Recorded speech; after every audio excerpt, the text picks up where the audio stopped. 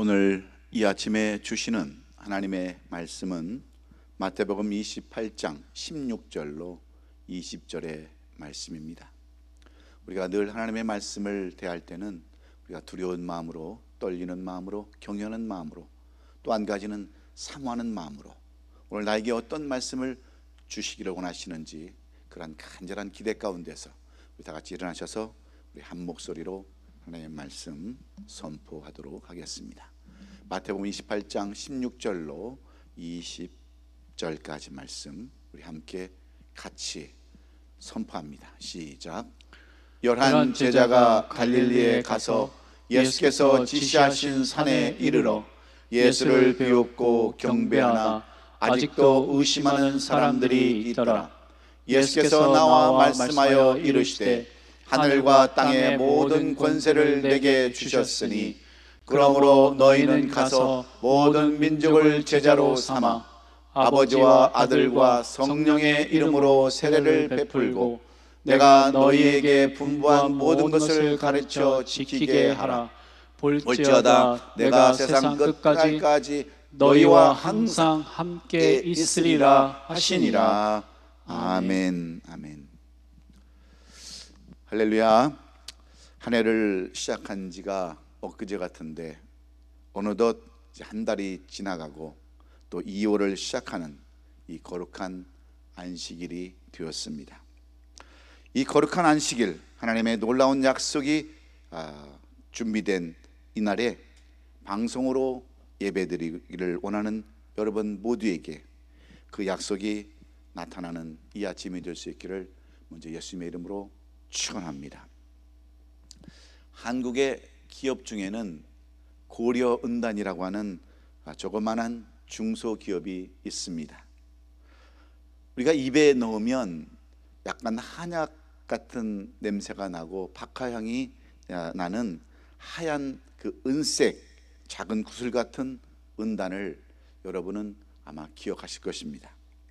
이 고려은단을 창업한 사람은 조기철 씨인데 그의 아들 조창원 씨가 이것을 맡아서 기업을 이끌어갔습니다. 이 고려은단이라는 회사는 1946년 개성에서 입안의 그 구취제, 입안의 냄새를 제거하는 그러한 구취제를 만드는 의약품으로 이 회사를 시작했지만 6.25를 만나서 부산으로 이사를 갔다가 서울로 옮긴 그러한 기업입니다. 그런데 이 기업이 세월의 변화로 인해서 이 회사가 부도를 맞게 되었습니다. 새로운 그 구취제, 예를 들어서 가글이라고 하는 그런 구취제가 생기면서 이 회사는 자동적으로 망하게 되었어요. 망해도 철저하게 망하게 되었습니다. 회사의 모든 재산을 다 정리해도 그 빚을 다 갚을 수가 없었어요. 그러나 교인이었고 장로였던 조창호 씨는 이 부도를 통해서 하나님의 은혜와 사랑을 깨닫게 되었습니다. 내가 지금까지 이 사업을 하면서 하나님께서 이렇게 이만큼 인도해 주셨는데, 지금까지 이렇게 인도해 오셨는데 나는 하나님을 위해서 무엇을 했으며 나는 하나님 앞에 얼마나 감사를 했는가, 언제 내가 하나님을 제대로 전해본 적이 있었던가 생각하니까 너무나도 죄송하고 마음이 아파왔습니다. 그래서 그런 남은 것이라고는 고속도로 옆에 있는 그 간판들, 큰 간판들, 그 간판에다가 고려은단이라는 글씨를 지워버리고 거기에다가 뭐라고 쓴 줄 아십니까? Jesus loves you라고 써놨어요. 예수님은 당신을 사랑합니다라고 써서 그 예수를 전하기 시작했습니다. 그때 여러분 사람들이 뭐라고 했겠습니까? 사람이 망하고 나니까 미쳤다라고 그랬습니다. 미쳐도 단단히 미쳤다고 그랬어요. 정신이 돌았다고 했습니다. 그런데 놀랍게도 이 의사의 기적이 찾아왔습니다. 아는 것이라고는 식품 제조업밖에 모르는 이 장로님에게 아이디어가 떠올랐어요. 이제 은단으로는 더 이상 헤어날 길이 없으니 비타민을 한번 만들어 보자고 생각하고 3개월 만에 비타민을 만들어 놨습니다. 엄청난 양을 만들어 놨는데 이 비타민이 팔리질 않는 거예요. 이제 회사는 더 이상 휘장할 기력이 없었습니다. 이 비타민이 팔지 않으면 더 이상 고려은단이라고 하는 그 기업은 영원히 이 지구상에서 없어져야 할 그러한 기업이 되고 말았습니다. 그런데 참 놀라운 일이 일어났습니다. 서울대 의대 교수였던 이왕재 교수라는 분이 건강 칼럼을 이렇게 강조하면서 이 비타민에 대한 강좌를 시작한 겁니다. 그러면서 사람이 병에 걸리지 아니하고 오래 살려면 비타민을 먹어야 된다는 거죠. 그런데 한국 사람들은 어떻습니까? 한국의 비타민은 별로 선호하지를 않았어요. 전부 다 외국 걸 사다 먹었습니다. 그런데 이 왕재 교수는 이런 이야기를 하는 거예요. 외국에서 들여오는 그 비타민은 고기를 먹는 외국 사람에게 맞춰져 있기 때문에 고기를 많이 먹지 않았던 한국 사람에게는 한국 스타일의 비타민이 필요하다고 해가지고 이 한때 한국에 비타민 열풍이 불기 시작했어요. 그래가지고 이 비타민이 어떻게 됐겠습니까?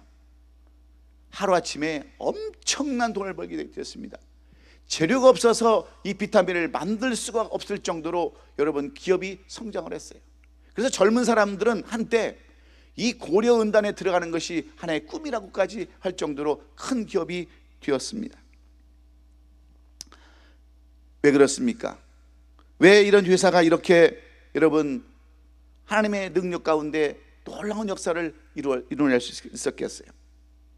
지금도 이 회사가 지향하고 있는 초심은 뭐냐면 바로 예수 그리스도를 전하는 기업이라는 모토가 있었기 때문입니다. 그렇습니다. 그 기업은 지금도 아직 여전히 Jesus loves you라고 하는 지저스를, 예수를 전하고 있습니다. 여러분 왜 영어로 써놓은 줄 아십니까?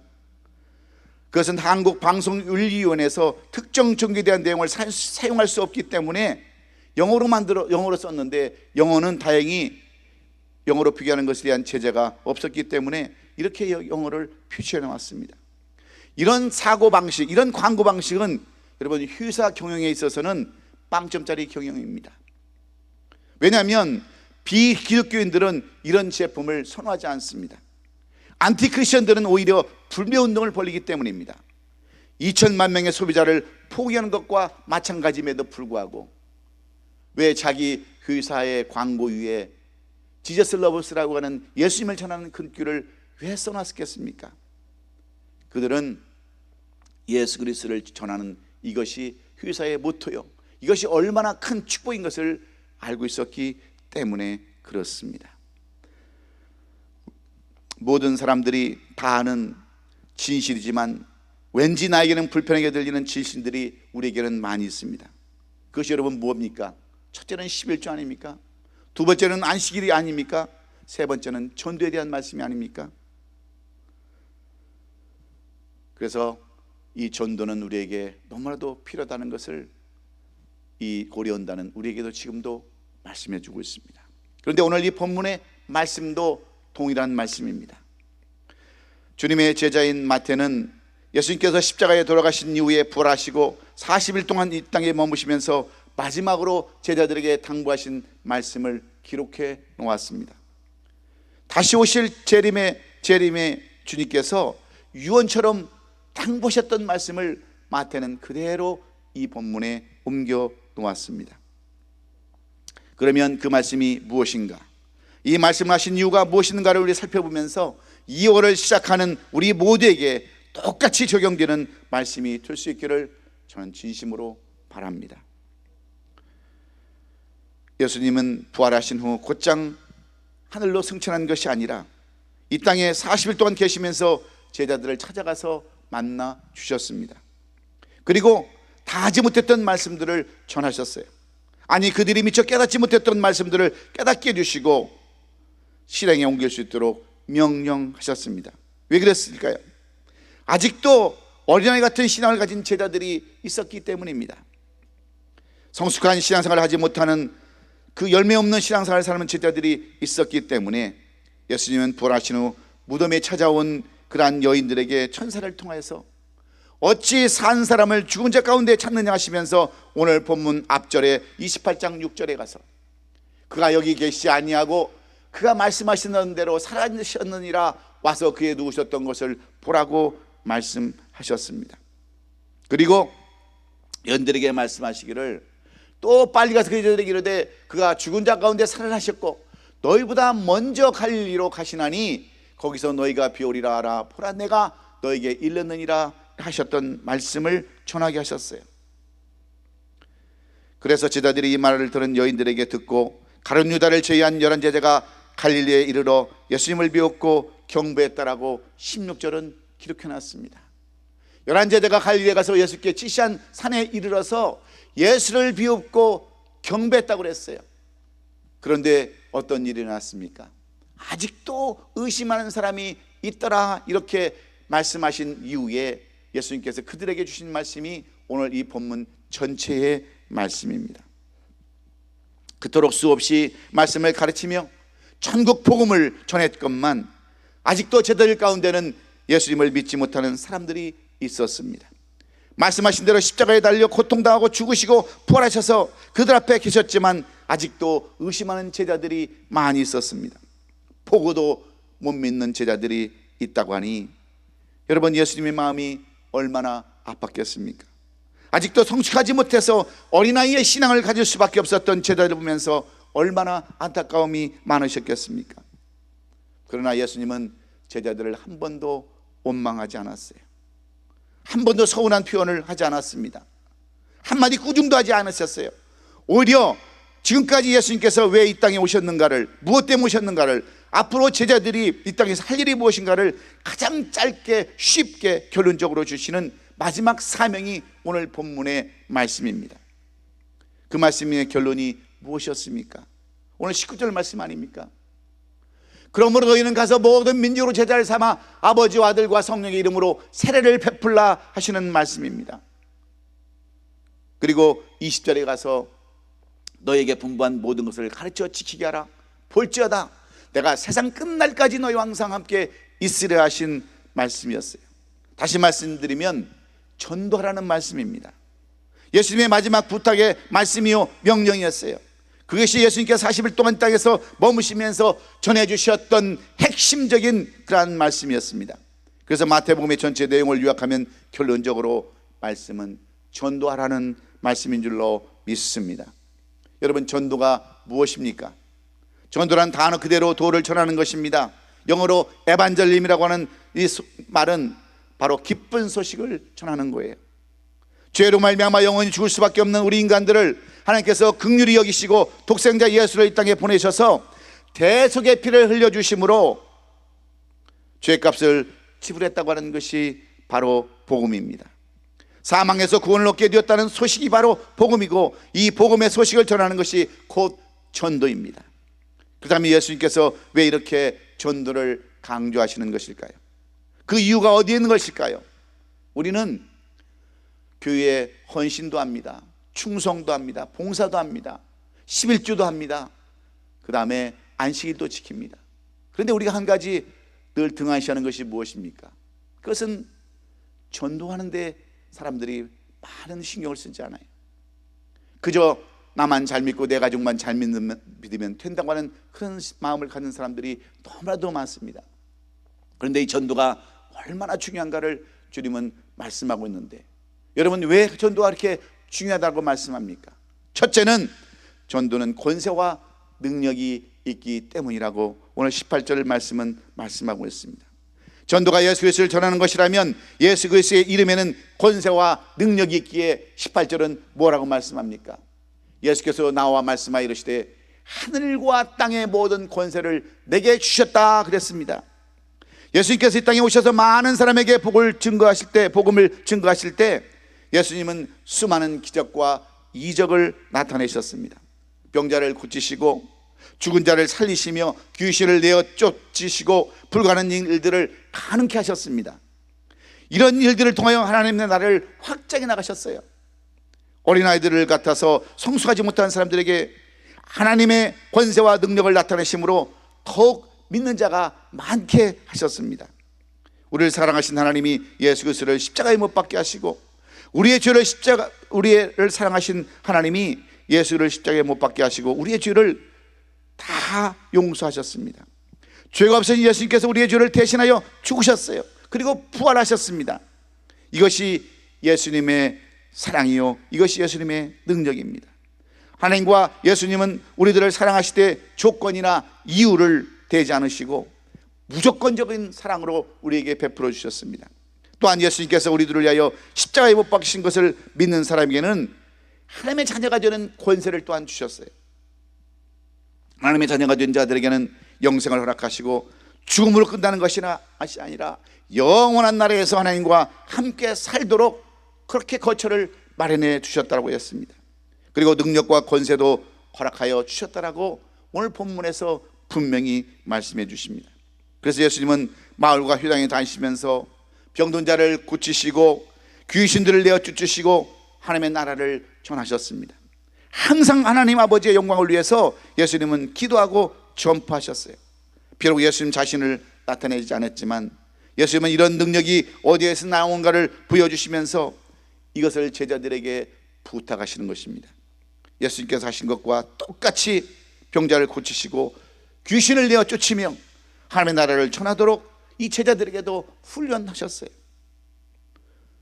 며칠 전 제가 아는 목사님 그 친척 중에 한국에 있는 성동교회 그 목사님이 갑자기 60 한 중반에 그 췌장암 말기로 사망을 해서 사모님이 큰 충격을 받고 있다가 이 미국에 들어오셨는데 그 목사님의 친척이라서 한번 만나뵌 적이 있습니다.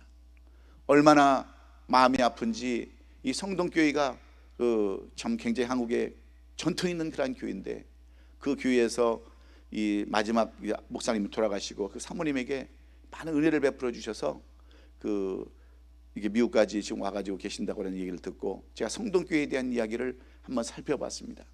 이 성동교회는 원래 경동제일교회에 다니던 엄교현이라는 그 집사의 전도로 세워진 교회라고 이렇게 되어 있습니다. 엄교현이라는 집사는 원래 당시 성동대감이었던 이재영 그 대감의 마부를 했는데 당시 왕족이었던 이 대감의 말을 이끌면서 이 대감을 늘 궁궐까지 모셔다 드리는 일을 했습니다. 그런데 어느 날 서양 성교사님의 그 전도로 이 엄교현이라는 사람이 예수를 영접하고 세례를 받게 되었고 집사가 되었습니다.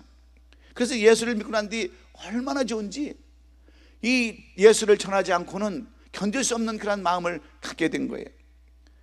그래서 이 엄교회라는 사람은 이 대감에게, 이재영 대감에게 전도를 좀 해야 되겠는데 감히 그 높으신 그 왕족에게 복음을 전한다는 것이 그 두렵기도 하고 떨리기도 하고 도대체 입이 떨어지지 않아서 끙끙거리다가 어느 날 용기를 냅니다. 이재영 대감을 이렇게 마차에 태우고 말을 이끌어 가면서 이 염교회라는 사람이 대감을 부릅니다. 대감님 하고 부르니까 왜 그러느냐?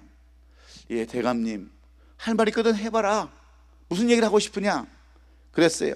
근데 말이 잘 안 나오니까 자꾸 마음을 머뭇거리자 대감이 할 말 있거든 해보거라 이렇게 했어요. 그래서 이 겨우 꺼낸 말이가 한마디가 대감님도 예수 믿으세요?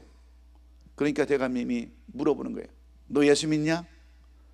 예. 얼마나 됐냐? 예, 한 3년 되었습니다. 그래? 예수 믿으면 쌍놈이 양반 된다더냐? 예수 믿으면 팔자가 고쳐진다더냐? 그렇게 물어보는 거예요. 그래서 이 엄교라는 사람이 이런 대답을 합니다. 아닙니다. 저는 예수 믿는 이유가 양반 되려고 그런 거 아닙니다. 팔자를 고치려고 하는 것이 아니에요. 저는 예수 믿는 것이 이 예수를 믿게 된 것은 더 좋은 마부가 되려고 이 예수를 믿게 되었습니다. 그렇게 대답을 했어요. 그런데 이 말 한마디가 이 이재영 대감의 마음에 감동을 주었습니다. 아니 예수를 믿으면 그냥 팔자를 고치는 게 아니고 부자가 되는 게 아니고 양반이 되는 게 아니라 더 좋은 마부가 되려고 예수 믿었다고 하는 이 말에 나도 한번 그 교회 가보겠다고 해서 그 교회를 갔다가 결국은 거기서 예수를 만나고 이분이 나중에 신학교를 가서 신학 공부를 해서 목사가 되어가지고 이 성동교회를 세우게 되었다는 거예요. 그러니까 한국 그 역사를 따지면 오래된 교회의 그러한 교회입니다. 성동교회가. 그래서 제가 이 성동교회를 찾아봤더니 그런 이야기가 있더라고요. 여러분, 사람이 왜 변화됩니까? 우리가 전하는 예수 그리스도의 이름에 권세가 있고 능력이 있기 때문이 아니겠습니까? 그러므로 예수를 전하시는 여러분께서 그 이름의 권세와 능력이 여러분에게도 나타날 수 있기를 주의 이름으로 축원합니다. 전도하면 권세와 능력이 나타난다고 하는 이 말씀 붙잡고, 이제는 2월에는 전도에 힘쓰는 우리 오시 아름다운 교회 성도들이 될 수 있기를 예수님의 이름으로 축원합니다. 두 번째로, 전도는 왜 해야 합니까? 전도가 무엇입니까? 전도는 사명이라는 겁니다. 오늘 보면 19절로 20절에 보면, 그러므로 너희는 가서 모든 민족을 제자로 삼아 아버지와 아들과 성령의 이름으로 세례를 베풀고 내가 너희에게 분부한 모든 것을 가르쳐 지키게 하라. 볼지어다 세상 끝날 때까지 너희와 항상 함께 있으리라 말씀하셨습니다. 예수 그리스도의 은혜로 말미암아 그리스도인이 된 사람이라면 그 누구를 막론하고 예수를 전해야 하는 사명이 있다라고 하는 말씀과 같습니다. 그래서 마가복음 16장 15절에 보면, 또 이르시되 너희는 온 천하에 다니며 만민에게 복음을 전파하라고 마가는 이렇게 우리에게 권면하고 있습니다. 왜 온 천하에 다니며 만민에게 복음을 전하라고 할까요? 마태복음 24장 14절에 그 답이 기록되어 있습니다. 이 천국 복음이 모든 민족에게 증언되기 위하여 온 세상에 전파되리니 그제야 끝이 오리라 말씀하고 있기 때문에 그렇습니다. 온 사람들이 다 예수를 믿어야, 온 세상에 전파되어야 그때에 주님의 재림이 임한다고 하는 이 말씀을 해주고 있기 때문입니다. 이 말씀 속에는 예수님께서 모든 민족들을 얼마나 사랑하시는가를 우리는 알 수 있습니다. 어떤 민족에게도 차이를 주지 않냐고 모든 민족, 모든 사람들을 구원하시려는 마음을 우리는 읽을 수 있어요. 그래서 예수님의 마음을 알았던 사도 바울은 복음의 전도자의 삶을 기쁘게 여기고 끝까지 전도하는 삶을 살았습니다. 고난을 받아도 기쁘게 생각하고 그는 전도 여행을 다니지 않았습니까? 사도 바울은 항상 자신을 복음의 선포자라고 이렇게 소개합니다. 복음을 전하되 고난을 견디고 복음의 전도를 하라고 그의 제자 디모데에게도 어떻게 명령합니까? 디모데 후서 4장 5절에 그러나 너는 모든 일에 신중하여 고난을 받으며 전도자의 일을 하며 내 직무를 다하라고 이렇게 당부하고 있습니다. 그렇습니다. 요한뿐만 아니라 요한일서 2장 25절에 그가 우리에게 약속하신 것이 이것이니 곧 영원한 생명이니라 말씀하고 있기 때문입니다. 모든 민족에게 복음을 전하는 것이 여러분 전도인데, 예수님도 유대 땅부터 여러분 전도하지 않으셨습니까? 유대인들에게 전도하셨습니다. 그리고 제자들에게 이방 전도를 명령하셨어요. 이방의 전도를 통하여 우리들도 예수 믿고 구원받았습니다. 이 구원의 역사가 2000년이 흘렸어요. 그리고 이제는 많은 나라에 복음이 전파되었습니다. 하나님의 복음을 듣지 못한 민족은 이제 얼마 되지 않습니다. 이것은 주님의 심판대가 가까워왔음을 우리 의미하는 거 아니겠습니까? 로마서 13장 11절에 또한 너희가 이 시기를 알거니와 자다가 깰 때가 벌써 되었으니 이는 이제 우리의 구원이 처음 믿을 때보다 가까웠음이라 그랬습니다. 하나님의 심판이 우리가 처음 믿을 때보다 가까웠음을 기억하라는 말씀이에요. 그러면 우리는 가장 가까운 사람들에게 하나님의 복음을 전해야 하는 사명이 있음을 깨달아야 합니다. 회개하라 천국이 가까웠느라 하셨던 세례 요한의 힘찬 음성처럼 전도해서 모든 민족이 구원받고 영생을 얻도록 우리는 전도의 사명을 감당해야 되는 줄로 믿습니다. 그렇습니다. 전도는 해도 되고 안 해도 되는 것이 아니라 선택사항이 아니라 반드시 해야 한다고 하는 그러한 제자들의 사명이 있음을 말씀해 주고 있어요. 전도는 제자들이 마땅히 해야 할 일이라고 가르쳐주고 있는 것입니다. 그 사명 감당하지 못하면 도리어 큰 화가 있을 것이라고 사도 바울이 경고하는 것은, 사명 감당하지 못하면 여러분 큰 일을 만나기 때문에 사명 감당하라고 말씀하고 있는 거예요. 18세기 실제로 유럽의 한 섬에 있었던 이야기입니다. 그곳에는 마음씨 좋은 한 등대지기가 있었어요. 착하고 성품이 좋다고 소문난 사람이었습니다. 그런데 어느 날 이웃에 사는 할머니가 너무 가난해서 먹을 것이 없고 입을 것이 없다고 찾아왔어요. 그래서 마음씨 좋은 등대지기는 할 수 없이 등대에 쓰는 기름을 조금 팔아서 할머니를 도와줬습니다. 그리고 며칠이 지났는데 이번에는 그의 친구들이 찾아와가지고 사정 이야기를 합니다. 너무나 추워서 아이들이 추워 떨며 산다는 것이었어요. 이 말을 들은 등대기는 할 수 없이 또다시 등대 기름을 빼다가 팔아서 그 친구에게 주었어요. 그리고 며칠 지난 어느 날 바람이 불고 비가 엄청나게 내리던 밤에 그 지역을 지나가던 한 여객선이 침몰하고 말았습니다. 이 사고로 수천 명의 사람이 죽고 실종되었어요. 나중에 조사를 해보니까 이 섬에 등대불이 꺼져서 그만 그 여객선이 자초되고 말았다는 겁니다. 한 사람의 등대기가 사명을 감당하지 못하여 수많은 사람들의 목숨을 잃게 만들었다고 하는 그러한 이야기입니다. 그런데 오늘날에도 많은 사람들이 자신의 사명을 감당하지 못해서 얼마나 많은 사람들을 여러분 죽게 합니까?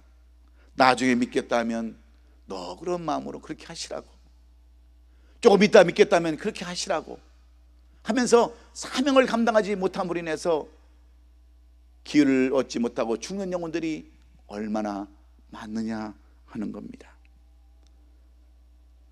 예수 그리스도를 전하는 일에는 여러분 내일이 없습니다. 그것은 사명을 저버리는 것이기에 여러분의 사명은 전도하는 사명이라는 것을 잊지 마시고, 오늘 때를 어떤지 못 어떤지 오늘도 만나는 사람마다 예수 그리스도를 전하여 사명 감당하는 우리 아름다운 교회 성도들이 될 수 있기를 예수님의 이름으로 축원합니다. 마지막으로 전도가 무엇입니까? 왜 주님께서는 마지막 명령을 전도라고 이렇게 당부하시고 유언으로 말씀하시는 것일까요?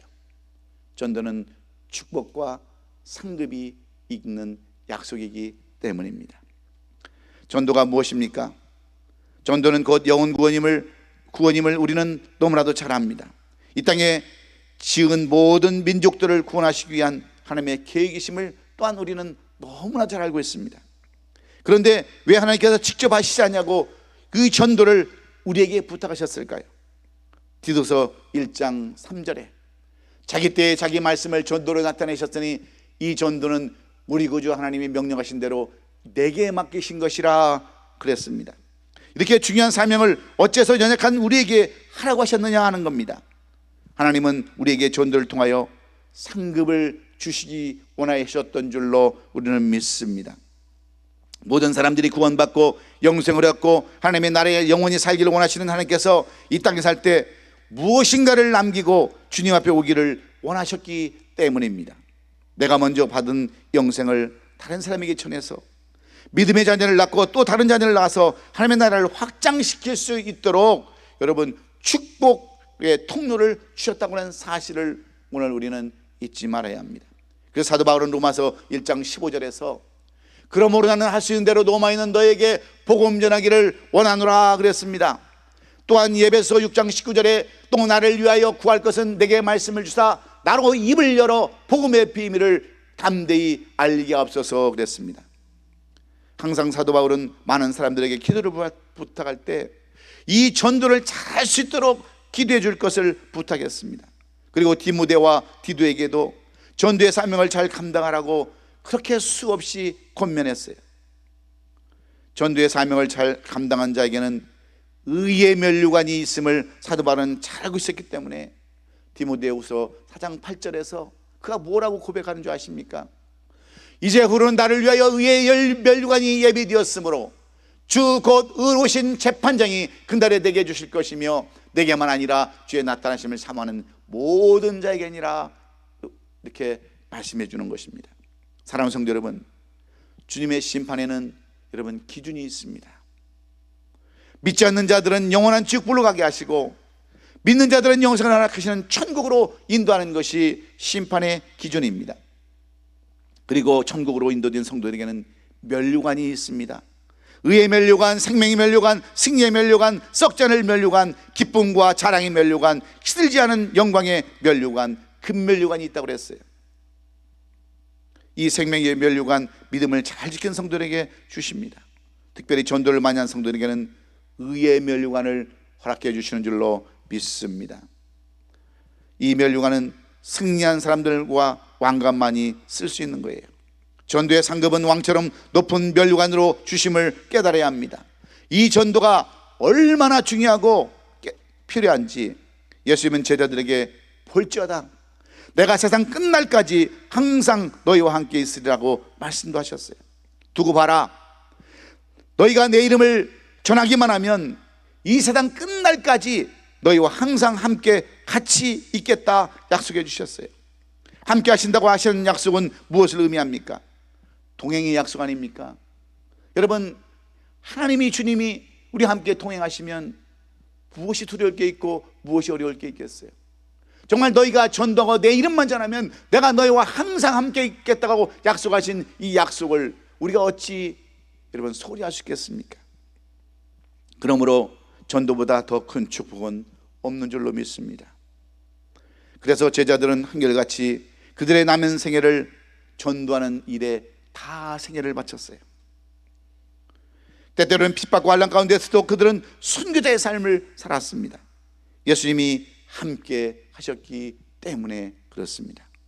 다니엘서 12장 3절에 지혜 있는 자는 궁창의 빛과 같이 빛날 것이요 많은 사람을 옳은 대로 돌아오게 한 자는 별과 같이 영원토록 빛나리라 약속하셨기 때문입니다.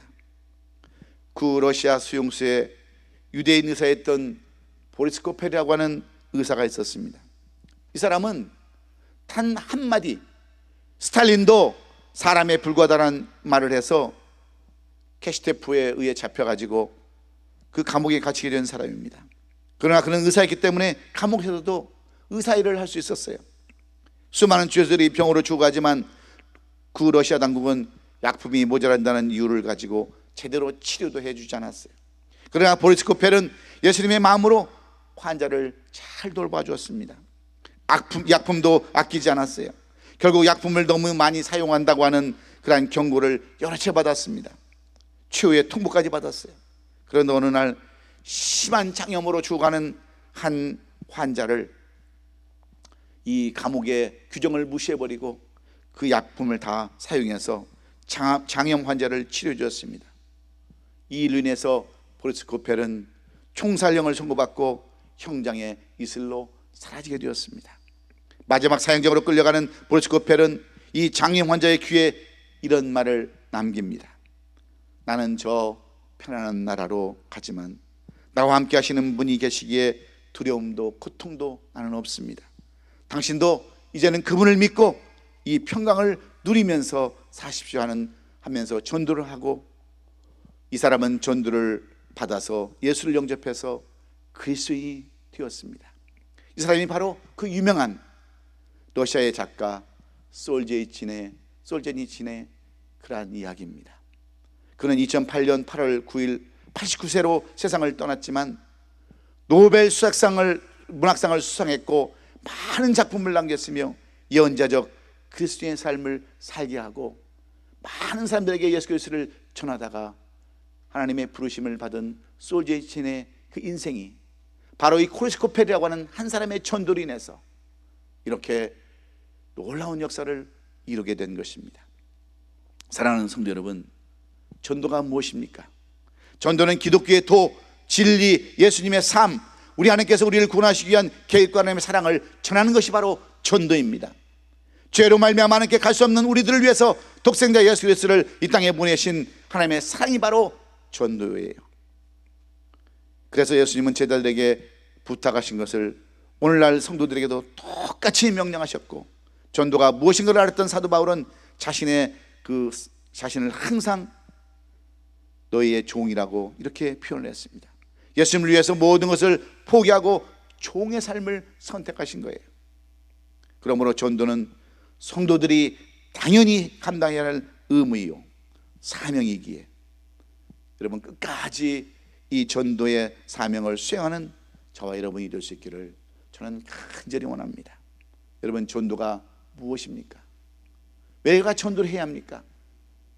우리가 이제 팬데믹이 너무 길게 오래 지나다 보니까 너무나도 해이해져 있습니다. 예수를 떠난 사람들이 너무 많습니다.